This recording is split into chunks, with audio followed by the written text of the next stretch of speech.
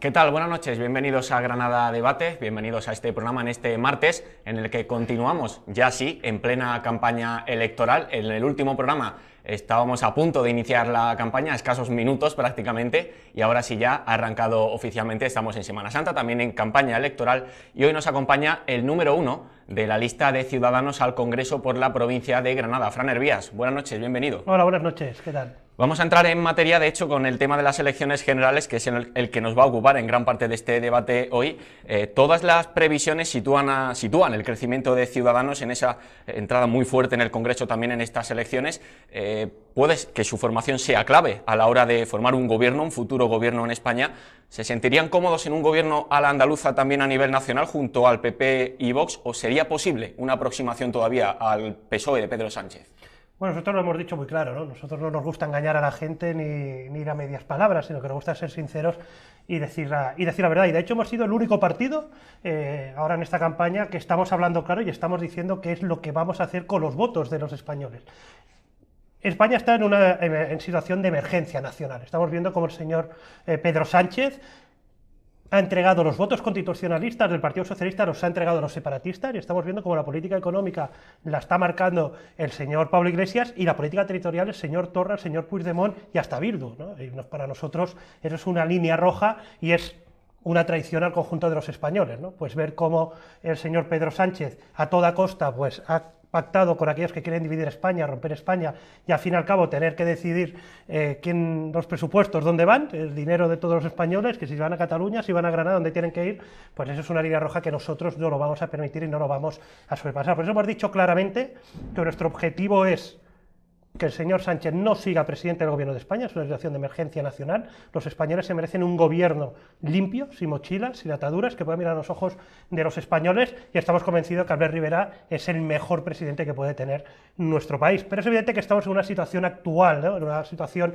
política nueva en España, donde ya no hay mayorías absolutas, por suerte, donde se tiene que llegar al diálogo y al consenso, y por eso hemos tendido la mano al Partido Popular, ¿no? Dentro de esa emergencia nacional, y teniendo que el señor Pedro Sánchez a toda costa va a seguir pactando con los separatistas, no lo digo yo, lo dice el propio señor Iceta, por ejemplo, que hasta ha dicho cuándo van a declarar la independencia de Cataluña. Por tanto, el señor Iceta, el Partido Socialista, le ha puesto fecha de caducidad a España. Por nosotros, dentro de ese ejercicio de responsabilidad, le hemos tendido la mano al Partido Popular para poder que haya un gobierno de cambio real en España y que por fin haya un gobierno que piense en el conjunto de los españoles, que es lo mismo que hicimos en Andalucía. En Andalucía decían que era imposible poder echar al Partido Socialista después de 37 años y lo demostramos que gracias al crecimiento de Ciudadanos, gracias a la fuerza que nos dieron los andaluces en las urnas, pues conseguimos poder acabar con el partido, esos 37 años del Partido Socialista, y que a día de hoy en la Junta de Andalucía haya un nuevo gobierno, un gobierno por fin de cambio, un nuevo gobierno que estamos poniendo encima de la mesa toda la mala gestión de estos 37 años del Partido Socialista, y ese es el camino que vamos a seguir.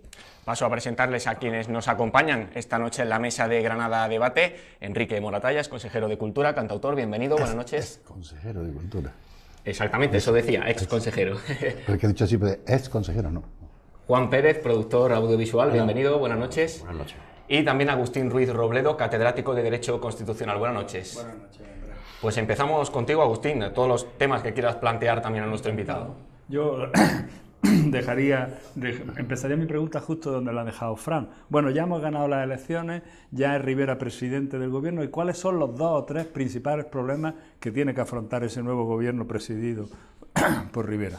Bueno, nosotros lo hemos dicho muy claro, ¿no? ¿Qué es lo que haríamos en los 100 primeros días de gobierno? Por un lado, lo tenemos, ¿no?, claro, y es coger y poner de acuerdo a todas las formaciones políticas para cambiar la ley electoral. No puede ser que los nacionalistas estén marcando la hoja de ruta de este país y que con apenas un 1% de voto pues decidan dónde se tiene que destinar el recurso de todos los españoles. Por tanto, una ley electoral justa, igualitaria, que podamos, que todos los votos valgan por igual. No puede ser que un voto en Barcelona valga más que un voto en Granada. Entonces, ese trabajo lo tenemos que hacer con todos los partidos. Segundo eje: tenemos que conseguir crear riqueza en nuestro país, ¿no? Estamos viendo cómo a día de hoy estamos entrando en un proceso de recesión económica en España y tenemos que revertir esa situación. ¿Qué es lo que desde Ciudadanos proponemos?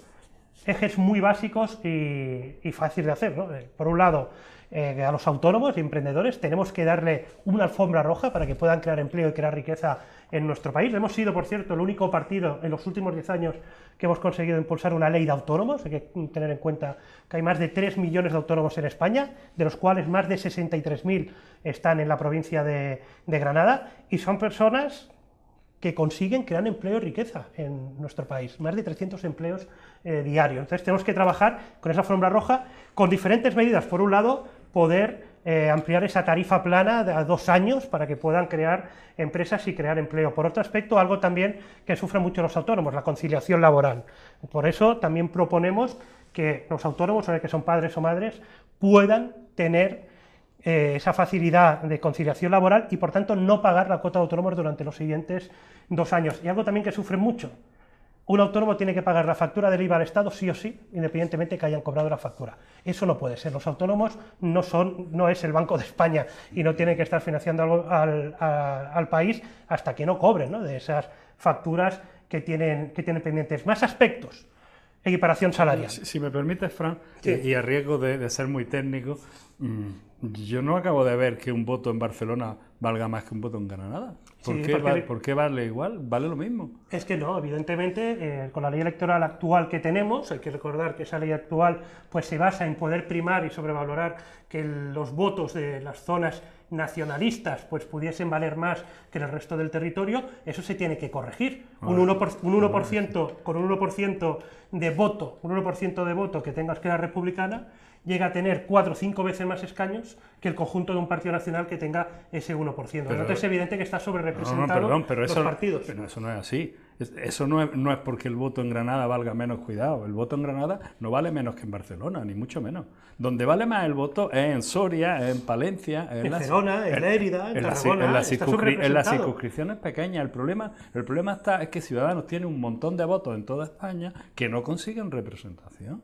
Pero, en fin, no sé si es una cosa muy Eso técnica. es No sé si fácil. es una cosa muy técnica, pero no, es que vayamos aquí ahora a enfrentar a territorios No, si no es con enfrentar. cosas que no hay que enfrentarlas. Es decir, el voto de un granadino vale, si me apuras, un poquito más que el de Barcelona, porque las grandes circunscripciones, como son Barcelona y Madrid, tienen menos representantes que Soria, que Ávila, que Jaén. Que, Eso es tan sí. fácil como coger los resultados electorales. La Sí. gente entra ahora mismo en internet, mira los resultados electorales de las últimas generales y mira el porcentaje de Pero es votos que yo de lo he los hecho, partidos. Fran, yo lo he hecho y Pues lo que yo y le lo pido a la gente que lo he haga. hecho y lo he trabajado. Lo que pasa es que los votos de Barcelona, o los votos de Esquerra Republicana están muy concentrados territorialmente y, por decirlo así, no se pierde ninguno. No, Mientras que los votos de Izquierda Unida, que es el gran Por ejemplo, perjudicado, ujú. es el gran perjudicado histórico, está en toda España. Es decir, Por eso desde Ciudadanos queremos que haya una ley electoral equitativa e igualitaria, que si no tienes el 3% nacional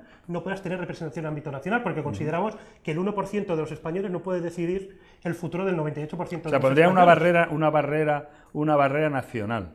Del 3%. Vale, ¿y has pensado que si se juntan todos los nacionalistas se van al 9% y no sirve de nada? Si ellos consiguen a tener en el ámbito nacional más del 3%, Pues que lo van a conseguir, Bueno, entiendo, van en pero coalición pero tenemos PNV tal y todo y pero tienen el 9. tenemos que buscar que una Tengan minoría no dificultad. decida, que una minoría no decida el futuro de toda España. ¿Es normal que Esquerra Republicana o Bildu estén decidiendo los presupuestos del Estado? ¿Ellos? Yo creo que no es normal. Yo creo que todos tenemos que ir a un modelo de ley electoral mucho más justa y más equitativa para que todos los españoles puedan estar representados en esa Cámara y que podamos tener que no los que quieren romper nuestro país y quieren enfrentarnos a los españoles tengan que estar decidiendo si los recursos económicos de todos van solamente a una parte de España o se distribuye de forma Y mucho más eso, equitativa. y eso lo vaya a conseguir con un sistema más proporcional. Esa es nuestra idea, lógicamente. Pues yo, me perdonas, pero hasta donde yo, como especialista, que tengo algunos trabajos, con esto vaya a conseguir lo contrario. Sí, la única forma de conseguir que un partido de ámbito nacional tenga muchos representantes y consiga controlar la Cámara es con el sistema mayoritario. O poniendo una barrera electoral tan alta que va a ser inconstitucional. No, si no queremos poner una barrera tan alta para que no entre los partidos nacionalistas, lo que queremos es que las políticas de Estado, los presupuestos, se decidan con la mayoría de la Cámara, no que una minoría, por intereses, creo que estamos viendo, el señor Pedro Sánchez, por tal de mantenerse en la Moncloa, cede y es capaz de indultar a golpistas por el simple hecho de seguir en la Moncloa, cuando esos golpistas representan el 1% de la sociedad española. Si no estoy discutiendo el objetivo. Me parece que el medio, lo que no veo claro, Lo que no veo claro es el medio. O sea, no sé cuál es, y por eso digo que es una cuestión muy técnica, que a lo mejor aburrimos al personal. Lo que no acabo de ver claro, cuál es el sistema técnico para conseguir ese objetivo. Poner el corte en el 3%. En el 3%. Y luego se alían ellos y sacan el 9% y el resultado y no pasa nada. Teniendo en cuenta cómo están, que se están peleando unos y otros, todo día sí, día también, vamos a ver si sería capaces de unirse. Vale. Vamos a abrir la mesa con Enrique también, con las aportaciones y las preguntas que tenga para el candidato. Muchas gracias, Andrés. Bueno, Fran, en la entradilla, lógicamente, tú has colocado, como debe ser, por otra parte, pues el discurso estándar que tenés preparado para cada vez que vas a una entrevista, que es tu carta de presentación. Así ha de ser. Pero has tenido mucho cuidado, como también era de esperar, cuando te ha insistido Agustín que sí estaríais dispuestos a hacer un modelo parecido, o un resultado parecido a Andalucía, pues habéis dicho que sí, tendiendo la mano al PP y tal. Luego hablaremos también del PP. Pero en ningún momento, que era la estrategia desde el minuto 1, se ha nombrado a Vox, porque vosotros no tenéis nada que ver con Vox, ni habéis negociado con Vox, ni habéis sentado con Vox, ni nada de nada. O sea, pero tú sabes que eso no es así. No habéis sentado con él, no habéis negociado con él, pero el pacto que tenéis con el PP es que ese desgaste lo hacía el PP para conseguir el último objetivo. Igual que lo haréis, según tú has comentado,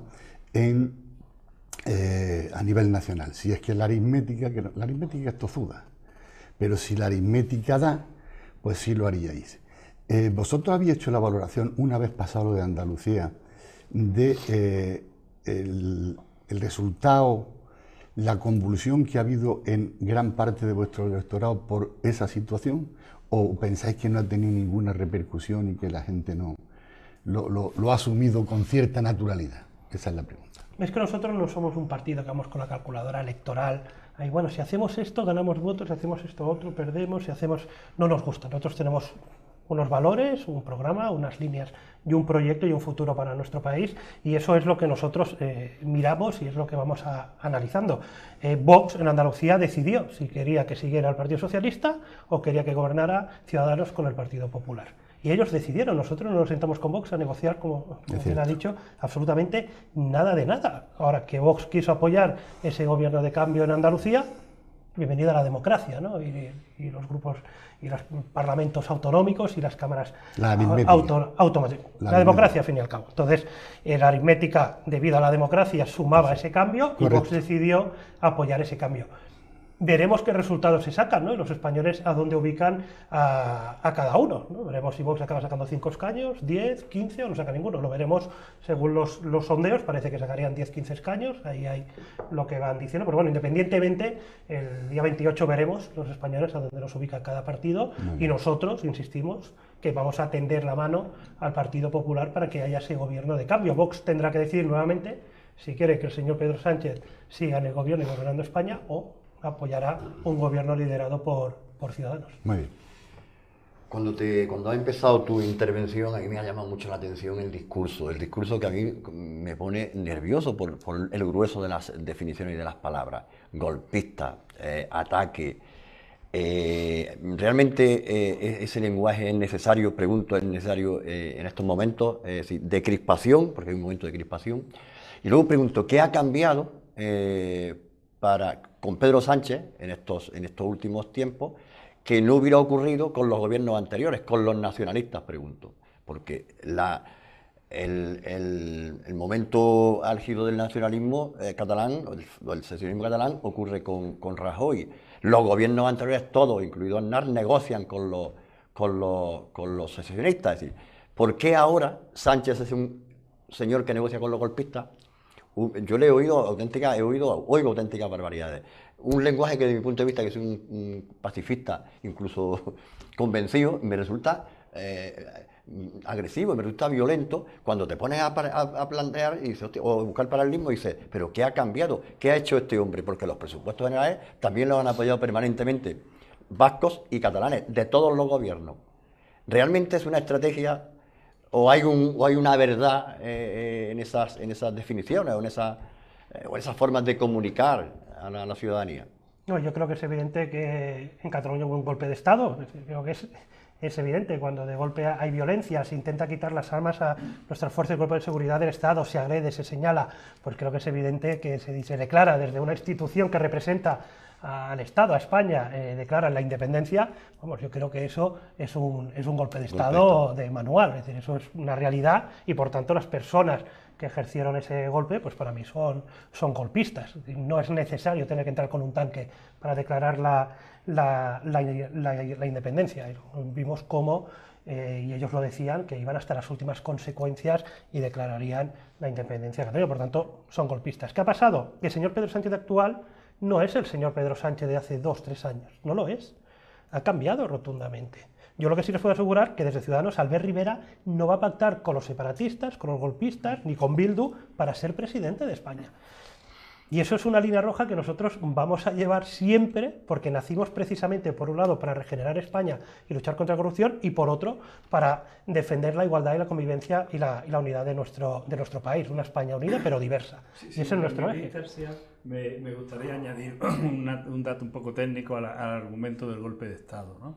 Porque en derecho constitucional lo tenemos muy estudiado, eso del manual, ¿no? Un golpe de Estado es manual. ¿Cuándo tenemos un golpe de Estado? Cuando se quiere cambiar la Constitución al margen de los procedimientos constitucionales.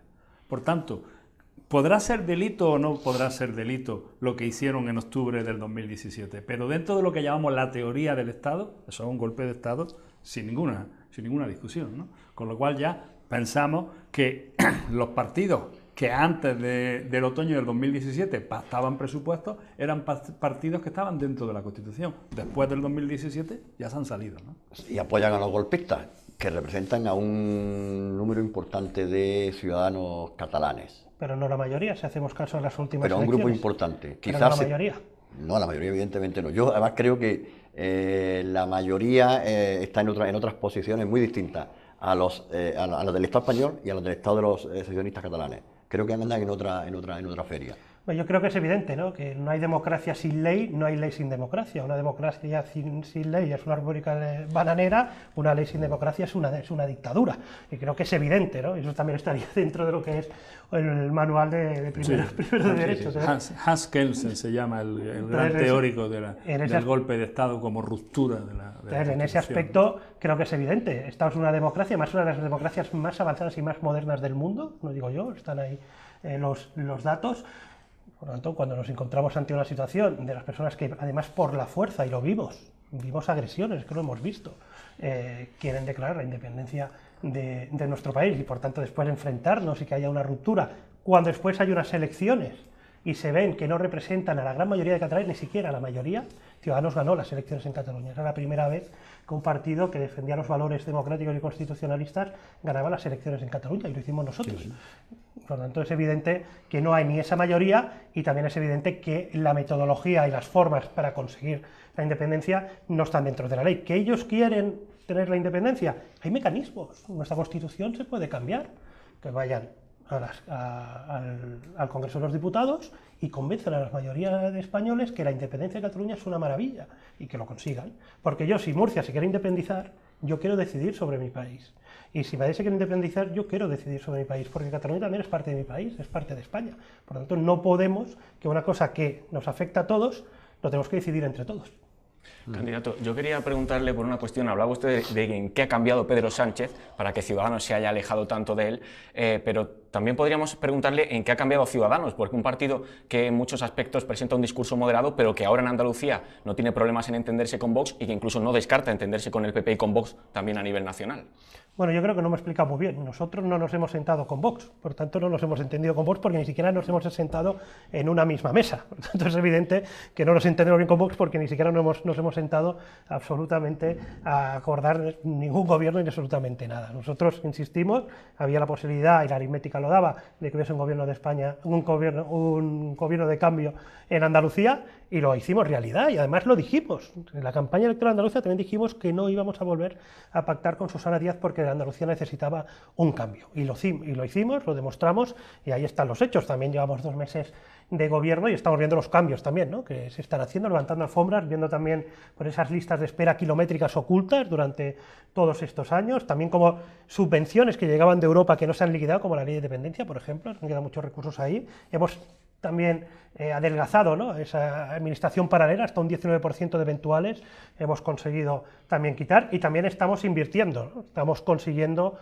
cambios reales, insisto, en apenas 2 meses de gobierno. El acelerador de partículas en Granada, por ejemplo, que hemos conseguido doblar esa dotación presupuestaria económica hasta el 50%, también una tarifa hiperreducida para la mujer rural, porque también tenemos el problema de la despoblación en muchas zonas de Andalucía y también de aquí de Granada, o el último ejemplo, ¿no?, hemos eliminado el impuesto de sucesiones en Andalucía, algo que decían que era imposible que lo hiciésemos, pues también lo hemos hecho. ¿De ese ejemplo puedo hablar? Yo también. Yo quiero hablar porque resulta que es un impuesto que pagaban las personas que heredaban más de 1 millón de euros. No es quitarlo una forma de acabar con un impuesto progresivo. O sea, una persona que hereda más de 1 millón de euros tampoco parece disparatado que el 8% lo lleve a Hacienda, ¿no? Sobre todo cuando tenemos premios de cualquier tipo, literarios, y resulta que se paga. O sea, y alguien que no ha hecho nada, sino que tiene un abuelo que hereda algo, no paga nada. ¿No es un poco injusto eso? Yo creo que ahí tenemos que decir lo que es la realidad, ¿no?, lo que es la verdad al fin y al cabo. No heredan quien tiene 1 millón de euros en la cuenta corriente. Cuando una persona heredaba, por ejemplo, una explotación agrícola y ese valor total en cuentas, en patrimonio, vivienda, tierras, superaba el 1 millón de euros, tenía que pagarlo. Y estábamos viendo cómo se estaba sufriendo despoblación, cómo la gente no podía progresar en las zonas rurales de nuestro país, y en este caso en la comunidad andaluza, porque había un impuesto, desde nuestro punto de vista injusto, porque una vez que una persona ha levantado una empresa, ha levantado su casa, ha levantado su explotación agrícola, una vez que fallece, los hijos además tienen que, para heredar, tener que pagar para poder heredar esa explotación agrícola de sus padres o de sus abuelos que han estado trabajando durante tantos años. Nosotros para eso es injusto, porque ya han estado pagando impuestos durante todos los años de vida, y esa persona que hereda esa explotación, aparte de seguir creando empleo, también va a seguir pagando impuestos. Vamos a facilitar, ¿no?, que la gente pueda seguir teniendo esas empresas, esas explotaciones, para poder seguir creando riqueza y poder creando, al fin y al cabo, pues, y Andalucía sigue avanzando. Y por eso nosotros lo hemos eliminado, porque queremos que se siga creando riqueza y empleo en nuestra comunidad. Hombre, afecta a una minoría de andaluces, muy minoría, y sin embargo, yo me planteo, decir, el ingreso sí era importante. ¿Qué ocurre? Que después de 3 días después de anunciar la eliminación del impuesto, el consejero de Educación anuncia que va, porque cuando retiras ingresos, cuando evitas ingresos, tienes que buscarlo. Si quitas impuestos, alguien tiene que pagar las carreteras, tiene que pagar la educación. 2 días después de la comunicación de la eliminación del impuesto de sucesiones, el consejero de Educación plantea subir la tasa para escuelas infantiles. Una tasa que llevaba 10 años sin aplicarse. Hombre, sorprende, es decir, es quitarle a una minoría, eliminar a una minoría y que pague una mayoría. Yo creo que ahí hay que decir la segunda parte que no ha dicho. Venga. Y es que lo que dijo el consejero de Educación y Deporte en este caso... A 3 años. Sí, lo que dijo es que se iba a bonificar esa subida debido a la mala gestión del Partido Socialista durante 10 años, que no había hecho una gestión totalmente eficaz de los recursos que se tienen que dar en educación. Ahí están los datos, no lo digo yo. Sí. Andalucía está a la cola de España. Se iba a bonificar porque desde el Partido Socialista y durante el gobierno de la Junta anterior no habían renovado esa concesión, y por tanto nos veíamos obligados por culpa de la mala gestión del Partido Socialista a subir esa tasa. ¿Y para qué la clase media trabajadora de Andalucía, no tuviese que pagar esa subida? La Junta iba a pagar y se iba a hacer cargo de esa subida para que no afectara a los bolsillos de los andaluces. Por eso digo que creo que hay que decirlo todo, no solamente una parte. Que quizás no es por una mala gestión del Partido Socialista, sino porque entra dentro de la política del Partido Socialista. ¿Política? Que la clase media trabajadora pague más impuestos. Claro, que igual que paguen unos los que más tienen más impuestos y los que menos tienen... No, que estamos hablando que por culpa de la mala gestión los andaluces tenían que pagar más la tasa, lo que ha dicho usted. Entonces nosotros nos encontramos, hablando en plata, ese pastel encima de la mesa, y lo que hicimos precisamente para la clase clase media trabajadora de Andalucía no tuviese que pagar ese impuesto y ese dinero de más, asumirlo desde la Junta de Andalucía. Vamos a hacer una pequeña pausa, hay muchos asuntos todavía pendientes para tratar con Fran Hervías, el número 1 de la lista al Congreso por Ciudadanos aquí en Granada, será dentro de unos minutos, después de la publicidad.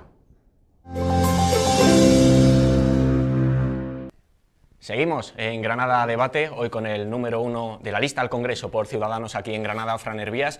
Candidato, yo quería preguntarle por un asunto, hoy lo contamos además en la voz de Granada.info, en la versión digital de este medio de comunicación. Estamos hablando de que prácticamente todos los partidos coinciden en Granada en apostar por las infraestructuras, por infraestructuras fundamentales como la segunda circunvalación, la alta velocidad, las conducciones de rules o el acelerador de partículas, que antes también lo mencionábamos en el primer bloque del programa. Da la sensación de que todas esas propuestas se quedan en el lenguaje de campaña, en el lenguaje de programa de campaña, pero que luego a nivel ejecutivo no se plantean. ¿Por qué no se ponen todos de acuerdo y las llevan adelante de una vez si todos coinciden en las mismas? Pues efectivamente, ¿no? La verdad que es una pena ver, por ejemplo, ¿no?, las conducciones de rules, que vengo precisamente ahora de estar en Motril, he estado con la comunidad de regantes, he estado también viendo y visitando con la autoridad portuaria el puerto de Motril, pues viendo como que desde el año 2003 se lleva hablando de las conducciones de rules, un compromiso que tanto el PP como el PSOE decían que se iban a llevar a cabo, han pasado 16 años y no han hecho absolutamente nada, es decir, engañar y mentir al conjunto de los ciudadanos. Por eso algunos nos metimos en política, precisamente ya un poco hartos de que nos siguieran tomando el pelo. ¿Qué hicimos desde Ciudadanos?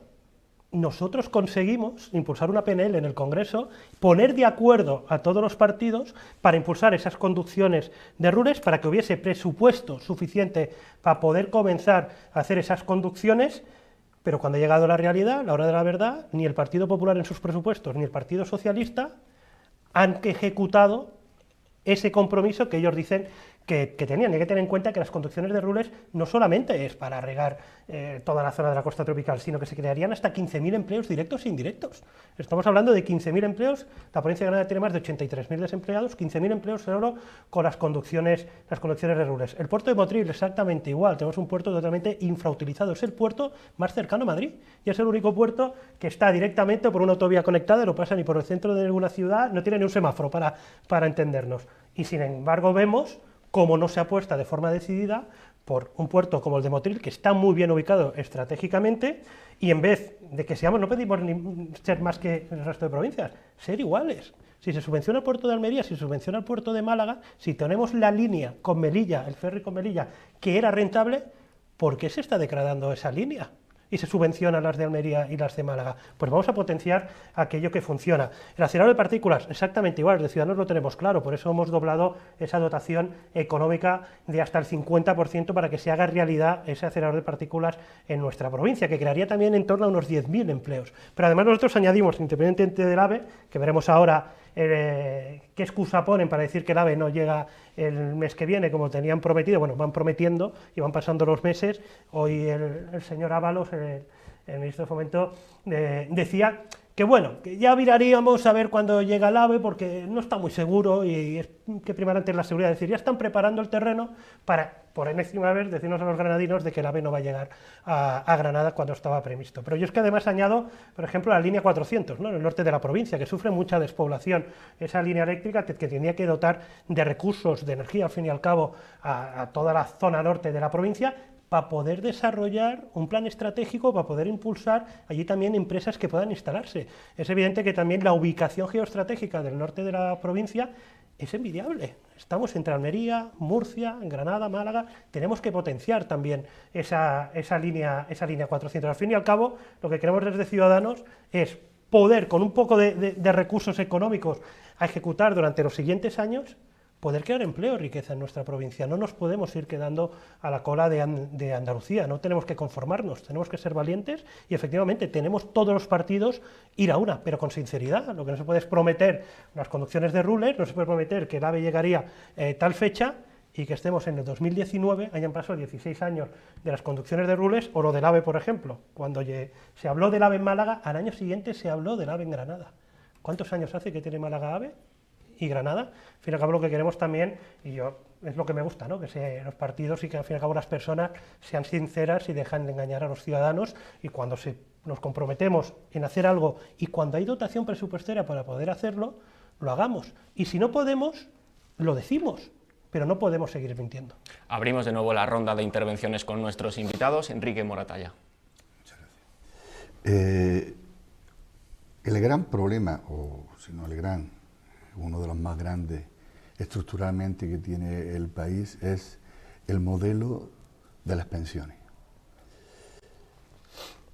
En muy pocos años, la explosión baby que hubo al principio de los 60, pues serán jubilados, con lo cual va a haber una verdadera legión de jubilados a la vuelta de, yo calculo, unos 7, 8 años, porque entonces demográficamente pues hubo una verdadera explosión de bebés que ahora se jubilan.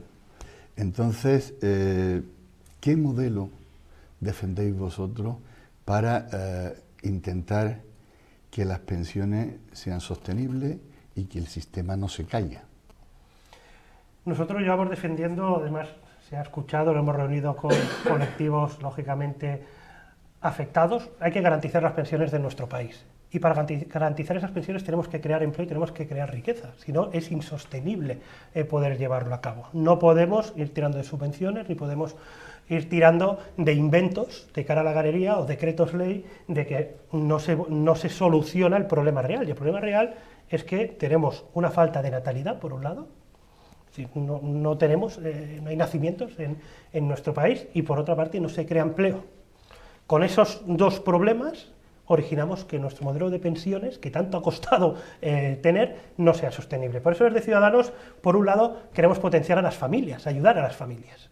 Queremos que las familias que tengan dos hijos se puedan beneficiar de hasta 1.200 euros, la que tengan 3 hijos hasta 2.400 en la declaración de la renta. Tenemos que ayudar a formar familias y tenemos que ayudar a que haya hijos. También tenemos que ayudar a crear, ¿no? Hablaba antes del tema de los autónomos y de los emprendedores. Tenemos que ayudar que puedan seguir creando empleo, ¿no? Si un autónomo que ingresa por debajo del salario mínimo interprofesional tiene que pagar 300 euros de su cuota de autónomo, ¿qué le queda para mantener a 2 o 3 trabajadores que tenga? Son 2 o 3 trabajadores que van también al paro. Entonces tenemos que facilitar, por eso también una de nuestras propuestas es que un autónomo, si ingresa menos por debajo del salario mínimo interprofesional, no tenga que pagar ese mes su cuota de autónomos. Y para favorecer también la natalidad, ¿no? Hemos dicho también lo de los autónomos, que pueda tener esa conciliación laboral y no paguen su cuota de autónomo durante los siguientes 2 años. Al fin y al cabo son medidas para poder ayudar, poder potenciar, por un lado, que suba la natalidad y, por otro lado,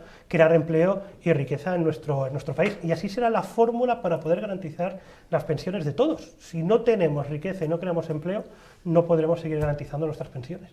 Agustín. Sobre las pensiones, una cosa, Fran, el Ciudadanos es un partido liberal, ¿cierto? ¿No?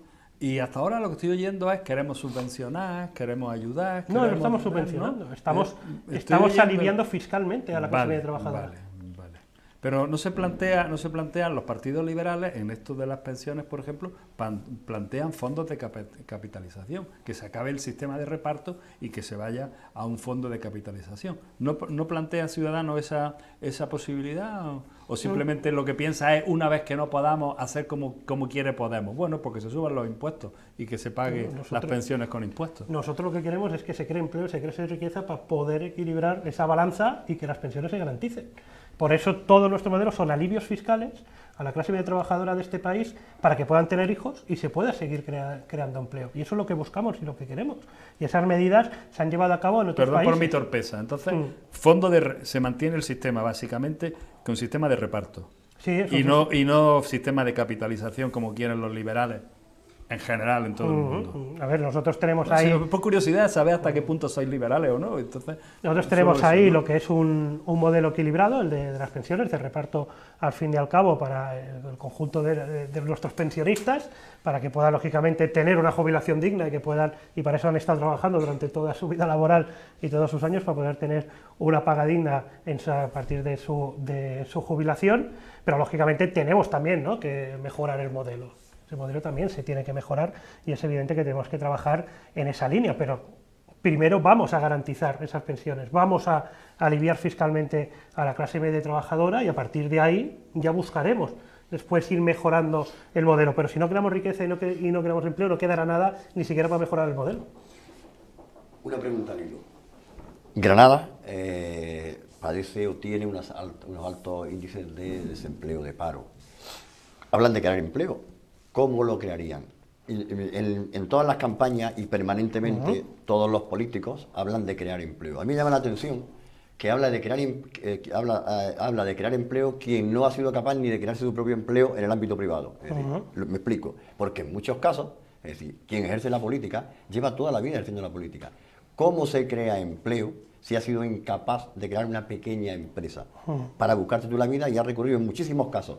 Y el referente lo tenemos en estas elecciones, tanto locales como generales. ¿Quién se presenta o quiénes van en las listas? Funcionarios, en muchos casos, o personas que viven de la política. Pocos empresarios, pocos emprendedores, pocos autónomos y autónomas. Entonces, pero se habla permanentemente de crear empleo. En Granada, ¿cómo se crea empleo? ¿Quién lo crea? ¿Qué condiciones? Porque no vale lo de bajar impuestos, redistribuir, ¿no? Imagino que esa fórmula ya están agotadas y no dan resultados porque nosotros seguimos teniendo los índices de paro más altos o de los más altos de España. Sin embargo, bueno, repito lo mismo, es decir, pero nuestros políticos hablan permanentemente de crear empleo. Parece que es crear su propio empleo y el de su entorno más directo.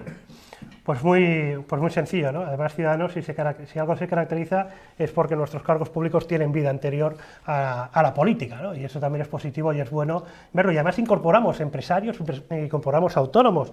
En Castilla y León, a la secretaria general de ATA, a Soraya Mayo, se ha incorporado cabeza de lista por Valladolid. En Valencia, el secretario general de ATA de los autónomos valencianos también va en las listas de Ciudadanos. Marcos de Quintos, un empresario de prestigio y reconocido, también va en la lista electoral acompañando a Albert Rivera por Madrid. Al fin y al cabo, incorporamos talento, incorporamos gente precisamente que sabe lo que es crear una empresa, que sabe lo que es ayudar al empresario, a los autónomos para poder crear riqueza en este país. Pero nos vamos a Granada, y antes lo he dicho. Las conducciones de Rules se calcula que se crearían hasta 15.000 empleos directos e indirectos. La acelerador de partículas, que se crearían en torno a 10.000 puestos de trabajo directos e indirectos.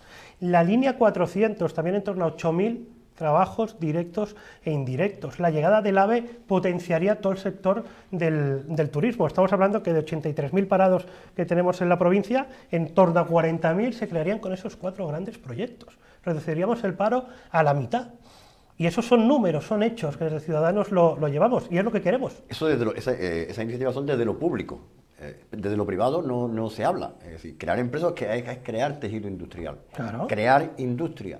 No se habla de eso, se habla de... No. ¿Cómo que no? Si nosotros tenemos las conducciones de Rules, podemos potenciar toda la parte agricultura, pero también de las empresas para que se instalen. Si conseguimos en el puerto de Motril que se haga la subestación eléctrica, conseguimos que en toda la zona de expansión pues se puedan instalar también empresas logísticas y crear empleos. Si se crea la línea 400 en todo el norte de la provincia, facilitaremos también y podremos hacer un plan estratégico, un plan director para poder instalar empresas. Pero si no creamos infraestructuras, no creamos recursos, ¿cómo vamos a hacer que las empresas se instalen en nuestra provincia? Si sale la línea de alta tensión y el puerto de Motril 2 veces, ya no me resisto. El problema que tenemos con líneas de alta tensión ahora mismo es el Valle del Lecrín, donde hay unos ciudadanos que quieren y otros que no. Eso me gustaría saber los ciudadanos. Y la otra pregunta de los puertos es lo siguiente. El Partido Socialista nombra tradicionalmente presidente de las autoridades portuarias a líderes del Partido Socialista. Cosa que Ciudadanos en Andalucía... Líderes en retirada. En retirada, ¿no? O sea, un retiro dorado. Es importante matizarlo. Un retiro dorado, ¿vale? Eso incumple sistemáticamente en la ley de puertos, porque la ley de puertos dice que los presidentes deben ser personas de reconocido prestigio. Se refiere a gente que haya gestionado puertos o que sean ingenieros, en fin, que por lo menos sepan distinguir babos de estribos. Cuando llega el Partido Popular y el PSOE, firman, no recuerdo en qué punto, en el quinto o en el sexto, que se dice que los puestos técnicos y los puestos serán teniendo mérito. Pero ahora llega el Consejo de Gobierno y a propuesta del Partido Popular ponen a Teófila Martínez en el puerto de Málaga, a un concejal de Motril en el puerto de Motril. Es decir, ha hecho exactamente igual el PP que el PSOE. Lo mismo, yo no soy capaz de distinguir la diferencia. ¿Qué piensa hacer Ciudadanos? ¿Va a convocar la mesa? ¿Va a decir algo? ¿Sus diputados van a preguntar? En fin, ¿cuál es la actitud de Ciudadanos ante lo que parece un incumplimiento flagrante del programa electoral y del pacto de gobierno y de la ley de puertos, ¿no? Bueno, habrá que preguntar al Partido Popular en su programa electoral qué es lo que llevaba. El hecho está que Ciudadanos no colocaban en la autoridad del puerto de Motril. No, porque desde el momento que se ha aprobado en el Consejo, quiere decir que los consejeros de Ciudadanos forman parte de esa decisión, aunque no sea su iniciativa. Es iniciativa del Partido Popular, y en todo caso habrá que preguntarles a ellos, ¿no? Si lo llevan, no sé si lo llevan en su programa o no el Partido Popular en ese hecho, pero en todo caso habrá que preguntarles a ellos el por qué lo hacen. Nosotros, hasta los consejeros que hemos nombrado, son personas con trayectoria de prestigio independientes, que no son ni afiliados a Ciudadanos, ¿no? Javier Imbroda en Educación, o Rocío Ruiz, por ejemplo, en Igualdad. Nosotros actuamos también con hechos y lo demostramos. Ya lo que haga el Partido Popular, cada uno en su casa se organiza como quiere. Candidato, el feminismo es otro de los capítulos muy importantes también en esta campaña. Hay dos medidas de Ciudadanos que además comentó en profundidad Inés Arrimadas, una de las dirigentes más importantes del Partido Naranja, que son la regulación de la gestación subrogada y de la prostitución, medidas que han generado polémica entre las plataformas feministas. Bueno, aquí hay dos aspectos. O miramos hacia otro lado, bueno, está ahí la situación y miramos a otro lado y como si no existiese, ¿no? Y vamos pasándolo de largo y van pasando los años, o nos ponemos por un lado a regularlo. El tema de la prostitución hay que regularlo, hay que luchar contra la trata de blancas y el tráfico de mujeres que se vive en España, porque es una realidad y hay una parte de mujeres que quieren ejercer la prostitución y quieren hacerlo, y eso es una realidad, y no se puede dar la espalda a esa realidad. Ir por las carreteras y ver ahí los clubs y, bueno, pues nada, está ahí, no pasa nada, no. Es una realidad que está en España. Tenemos que afrontarla, no podemos mirar hacia otro lado. Los ciudadanos nos tenemos que mirar y tenemos que gestionar y regularizar ese caso, porque además una vez que lo regularizas puedes luchar contra todo ese tráfico de mujeres que existe. Y hay que hacerlo. Y hay que, con todos los colectivos criminales que existen y que se lucran con esa actividad, pues hay que perseguirlos. Y qué mejor manera también de regularlo y que aquellas personas que quieren ejercerlo con total libertad, pues puedan hacerlo. Y que nosotros consideramos que se tiene que hacer, y la gestación subrogada es una realidad en muchos países de Europa. Es altruista, es formar familias, ayudar a formar familias altruistamente. Y se tiene también que llevar a cabo. No podemos permitir que haya familias españolas que se van a otro país a buscar formar una familia, pues vienen aquí a España, bueno, no pasa nada. Bueno, me han hecho en otro país, no, es un poco hipócrita, ¿no? Nosotros creemos que tenemos que mirar, estamos en el siglo XX, año 2019, un poquito al futuro, dejarnos del siglo XX, estamos en el siglo XXI y que esas partes las tenemos que regularizar, lógicamente. ¿Que crean polémica? Pues sí, pero tenemos que consensuar y tenemos que buscar medidas pues para que esas situaciones, a veces dramáticas, que se dan, pues que no se den en nuestro país. Si me permite brevemente una cosa muy técnica. El Tribunal Europeo de Derechos Humanos, justo antes de ayer, dictó su primer dictamen en el cual reconoce, contra Francia, en el cual reconoce el derecho de la madre intencional. Quiero decir que la jurisprudencia europea se está moviendo un poco por la postura de Ciudadanos, ¿no? de reconocer jurídicamente ese fenómeno social, ¿no? Enrique. Bueno, ya que estamos terminando, vamos a concederle unos minutos a los sueños, ¿vale? Imagínate que han pasado las elecciones, que habéis tenido junto con el Partido Popular y los otros un resultado estupendo y que formáis gobierno. Y mira tú por dónde te proponen ser ministro de Cultura. Como bien sabes, que Granada opta en el 2031. Veremos de dónde estamos en el 2031, pero bueno, hay que hacer el camino. ¿Qué propuestas, porque se da por descontado que tu organización apoyaría, y tal, eso está claro, pero qué propuestas en ese camino hasta el 2031 en el ámbito cultural para la ciudad a la que tú estás representando en un primer ámbito en el Congreso tendrías para esta ciudad y para ese proyecto? Pues precisamente hoy que estaba aquí a Motril, estaba también en Salobreña, hablábamos, ¿no?, de que la provincia de Granada es más que la Alhambra, ¿no? Siempre tenemos, yo siempre digo que es la gran maravilla del mundo, aunque después cada uno barre para su casa, lógicamente, pero que el patrimonio cultural que tenemos en la provincia es envidiable, no existe en ninguna otra zona de España. Precisamente me hablaban que en Motril hay un acueducto, que está el de Segovia, y hay un acueducto también en nuestra costa tropical, que yo desconocía, por ejemplo, ¿no? Digo, ¿cómo puede ser que haya un acueducto igual que el de Segovia aquí en Granada y que yo no lo conozca?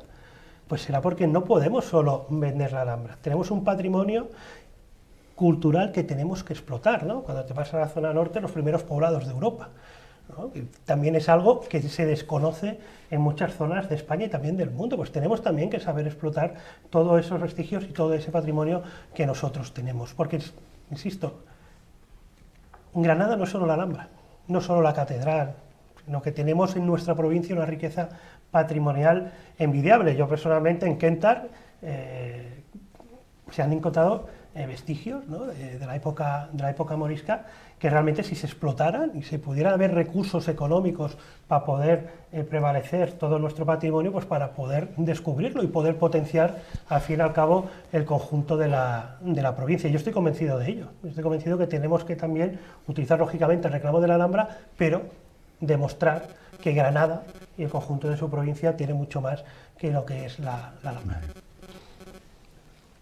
Aprovecho, si no eres ministro de Cultura, puede ser de Industria. En ese caso, No veas qué promoción te estaban haciendo. Un geógrafo y un climatólogo, me ponéis cultura e industria. Bueno, va bien. Bueno, es decir, cosas peores se han visto y se ven. En este caso... Bueno, como el medio ambiente ya no está en el gobierno actual, pues tenemos que tirar por otro lado. Para referirme a los precios de la electricidad. Para referirme, estamos en una zona ahora donde los cortes son permanentes, por otra causa. En la provincia de Granada hay pueblos donde los cortes son permanentes, las causas las conocemos, algo hay que hacer al respecto. Pero me refiero sobre todo en la queja de los ciudadanos y nacionales viene por el altísimo precio de la electricidad, que va en aumento año tras año, de los más altos de Europa.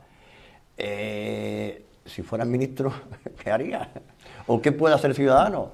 Porque realmente es un problema para muchas familias pagar 250 o 300 euros al mes por recibo de factura eléctrica en periodos donde no se puede consumir, por ejemplo en invierno, en zonas frías como Granada, donde la pobreza energética... Sí, además yo soy uno de esos afectados porque en Kentar es uno de los sitios donde puntualmente se va la luz de vez en cuando, no pasa de golpe, se te va la luz y te tiras ahí 3-4 horas sin luz, por tanto soy una de las personas afectadas que vivimos y precisamente cuando es la época mucho más fría, cuando hay puntas. Desde Ciudadanos establecemos que tenemos que hacer un plan de transición energética en España y no podemos estar siempre bajo la presión de los lobbies energéticos, no lo podemos permitir. Primero tenemos que solucionar y hacer un plan, pero un plan de Estado. No podemos, bueno, vamos a hacer ahora este parche aquí, hacemos este parche allá, si esta central nuclear sí, esta central nuclear no, ahora aquí ponemos fotovoltaica, ahora aquí ponemos eólica.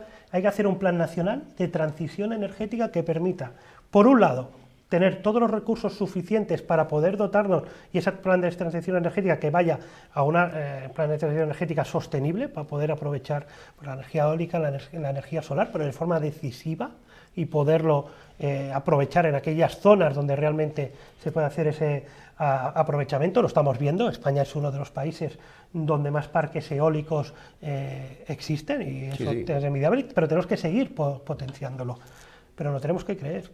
Es lo que digo yo siempre, no podemos estar siempre bajo la presión de los lobbies o desde Europa, que es donde más lobby se hace, para que después normal que no tengamos los españoles que pagar después energía a Francia, ¿no? Y tenemos que comprar energía a Francia para poder tener energía en España.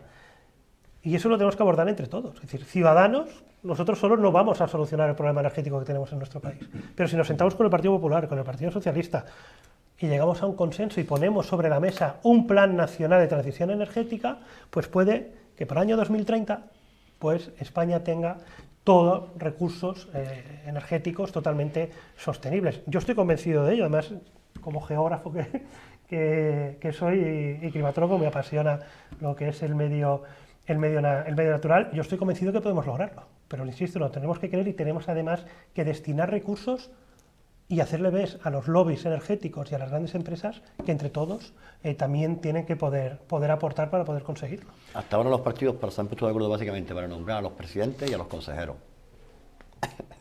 Si vuestra propuesta o vuestra mediación puede ir en otro sentido, pues sería muy de agradecer, porque esa es la realidad hasta ahora.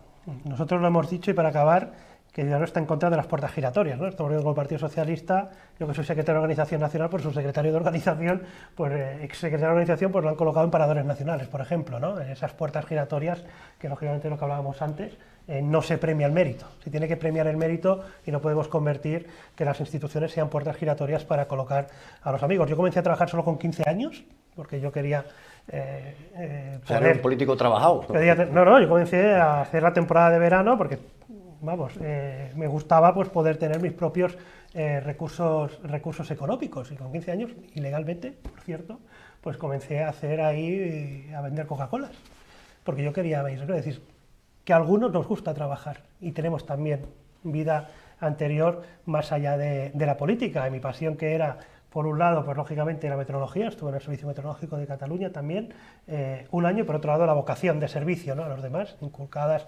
lógicamente, nacido y criado en una casa cuartel de la Guardia Civil, pues lógicamente el servicio a los demás pues es algo que, diciéndolo vulgarmente, lo he mamado desde pequeño, y me siento también muy orgulloso de ello, de poder servir al conjunto de los ciudadanos. Pues nos quedamos sin tiempo. Fran Hervías, candidato de Ciudadanos por Granada, le agradezco mucho que nos haya acompañado esta noche en Granada Debate. Muchas gracias, ha sido un placer. Y a todos nuestros invitados, Enrique Moratalla, Juan Pérez y Agustín Ruiz Robledo, que nos han ayudado a analizar también todas las cuestiones y a plantear aquellos asuntos más interesantes al candidato. Gracias a ustedes, como siempre, por seguir este programa, por seguir Granada Debate. Volvemos pronto. Un saludo.